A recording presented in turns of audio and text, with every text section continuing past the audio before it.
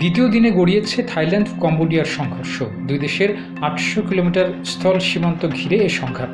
নতুন করে সংঘাতকে মনে করা হচ্ছে গত ১৩ বছরের মধ্যে সবচেয়ে ভয়াবহ, যাতে নিহত হয়েছে অন্তত ১৬ জন। এই সংঘাতে সীমান্ত এলাকার ১ লাখের বেশি মানুষ ইতোমধ্যে বাস্তুচ্যুত হয়েছে বলে জানিয়েছে আন্তর্জাতিক গণমাধ্যম CNN।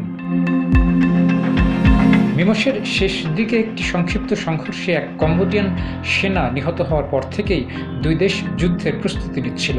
এর অংশ হিসেবে সীমান্তের দুই পাশেই সেনা বাড়ানো হয় এবং কূটনৈতিক টানাপোড়েনে থাইল্যান্ডের জোট সরকার প্রায় ভেঙে পড়ার উপক্রম হয়।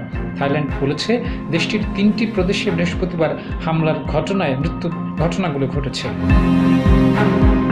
দেশ দুটির সেনাদের মধ্যে ২৫ জুলাই শুক্রবার সকালেও সংঘর্ষ হয়েছে। এই তথ্য নিশ্চিত করেছে থাই সেনাবাহিনী। তারা বলেছে হামলায় কম্বোডিয়ার বাহিনী ভারী অস্ত্রের পাশাপাশি রকেট ব্যবহার করেছে।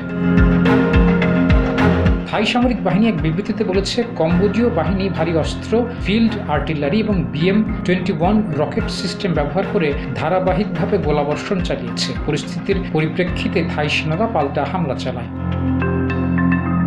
এর আগের দিন বৃহস্পতিবার সীমান্তে দুই পক্ষের গোলাবর্ষণে কমপক্ষে ১১ বেসামরিক নাগরিক নিহত হয়। এরপর থাইল্যান্ড F-16 যুদ্ধবিমান দিয়ে কম্বোডিয়ার লক্ষ্যবস্তুতে বোমা হামলা চালায়। দক্ষিণ পূর্ব এশিয়ার দেশ দুটির মধ্যে পুরনো সীমান্ত উত্তেজনা এ বিরল সশস্ত্র সংঘাতের রূপ দিয়েছে। দুই দেশই সীমান্তের বিতর্কিত একটি এলাকায় সংঘর্ষ শুরুর জন্য একে অপরকে দায়ী করেছে। অন্তত ৬টি স্থানে পরে সংঘর্ষ ছড়িয়ে পড়েছে। এলাকাগুলোর উপর সার্বভৌমত্ব নিয়ে বহু বছর ধরেই দুই পক্ষে বিতর্ক চলছে। এই সংঘাতে থাইল্যান্ড ৬টি F-16 যুদ্ধবিমান মোতায়েন করেছে। এর মধ্যে একটি দিয়ে কম্বোডিয়ার সামরিক অবস্থানে আঘাত হানা হয়েছে।